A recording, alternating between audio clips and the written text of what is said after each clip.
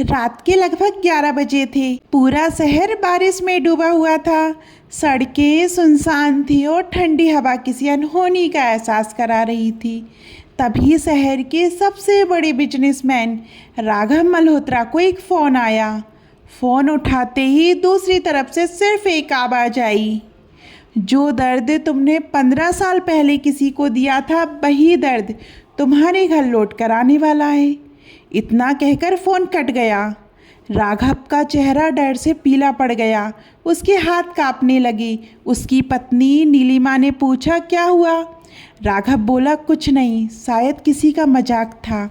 लेकिन अंदर ही अंदर वो जानता था कि ये मजाक नहीं था, क्योंकि 15 साल पहले उसने सच में एक बहुत बड़ा पाप किया था। राघव और उसका छोटा भाई करण बचपन में बहुत गरीब थे। दोनों ने मिलकर जिंदगी शुरू की थी। करण अपने बड़े भाई पर जान छिड़कता था, लेकिन जैसे जैसे पैसा आया राघव बदलता गया। उसे लगने लगा कि करण उसकी तरक्की में रुकावट है। एक दिन राघव ने करण से कहा, तू बिजनेस संभाल नहीं सकता, सब बर्बाद कर देगा। करण बोला, भैया मैंने हमेशा आपका साथ दिया है। लेकिन राघव ने उसे घर और बिजनेस दोनों से निकाल दिया। उस रात करण बहुत रोया था। उसने सिर्फ इतना कहा था, एक दिन आपको अपने किए पर पछताना पड़ेगा भैया। और फिर वो हमेशा के लिए चला गया। कुछ महीनों बाद खबर आई कि करण की सड़क हादसे में मौत हो गई। राघव ने राहत की सांस ली, क्योंकि अब सारी संपत्ति सिर्फ उसकी थी। लेकिन उसे नहीं पता था असल कहानी अभी शुरू हुई थी। फ़ोन आने के बाद से राघव के घर में अजीब घटनाएं होने लगी। कभी आधी रात को दरवाजे अपने आप खुल जाते, कभी घर के सीसीटीवी अपने आप बंद हो जाते, और सबसे डरावनी बात, रोज़ रात 2 बजे दीवार पर लाल रंग से एक ही बात लिखी मिलती, भाई का हिसाब बाकी है। पूरा परिवार डर चुका था। नीलिमा बोली, हमें पुलिस को बुलाना चाहिए। लेकिन राघव पुलिस के पास नहीं जाना चाहता था, क्योंकि कहीं पुराना राज बाहर ना आ जाए। एक रात राघव की बेटी आरोही अचानक गायब हो गई। पूरा घर पागलों की तरह उसे ढूंढने लगा। तभी राघव के फ़ोन पर एक वीडियो आया।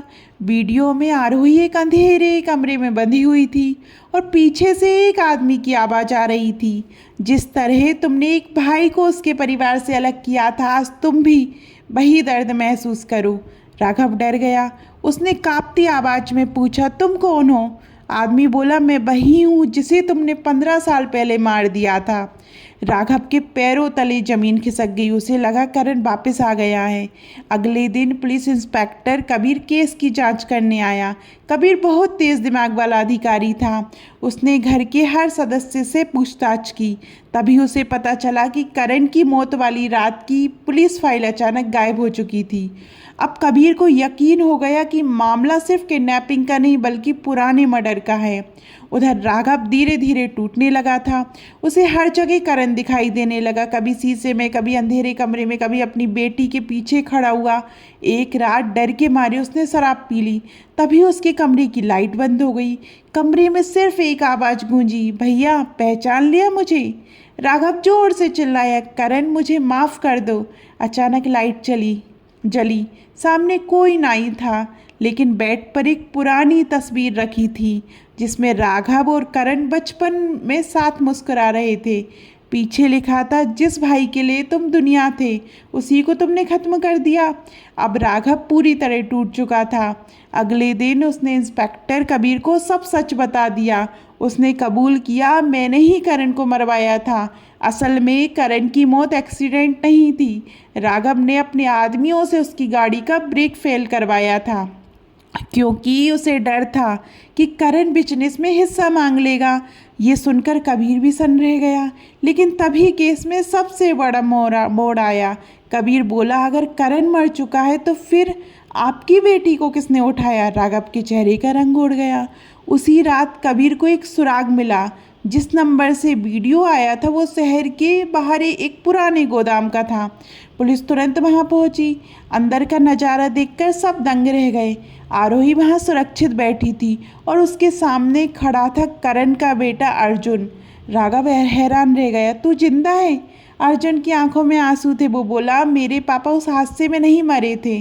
वो कई साल तक अस्पताल में जिंदगी और मौत से लड़ते रहे। मरने से पहले उन्होंने मुझे सब सच बता दिया था। राघव चुप था। अर्जुन बोला, मैं आपको मार सकता था, लेकिन मैं चाहता था कि आप वही दर्द महसूस करो जो मेरे पापा ने किया था। इतना कहकर उसने आरोही को राघव के पास भेज दिया। राघव फूट फूट कर रोने लगा। वो अर्जुन के पैरों में गिर गए। मुझे माफ़ कर दो बेटा, लालच ने मुझे अंधा बना दिया था। अर्जुन बोला, हर इंसान अपनी कर्मों की सजा इसी जन्म में पाता है। तभी पुलिस ने राघव को गिरफ्तार कर लिया।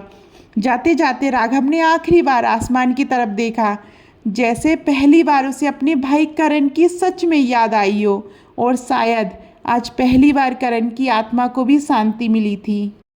लालच इंसान से उसका परिवार, रिश्ते और इंसानियत सब छीन लेता है। जो दूसरों के लिए गड्ढा खोदता है, एक दिन खुद उसी में गिरता है। आपको ये कहानी कैसी लगी कमेंट में ज़रूर बताइएगा। और अभी तक आपने हमारे चैनल परंपरा और प्रतीक्षा को सब्सक्राइब नहीं किया और हमें फेसबुक और इंस्टाग्राम पर फॉलो नहीं किया है तो जल्दी कीजिए। धन्यवाद।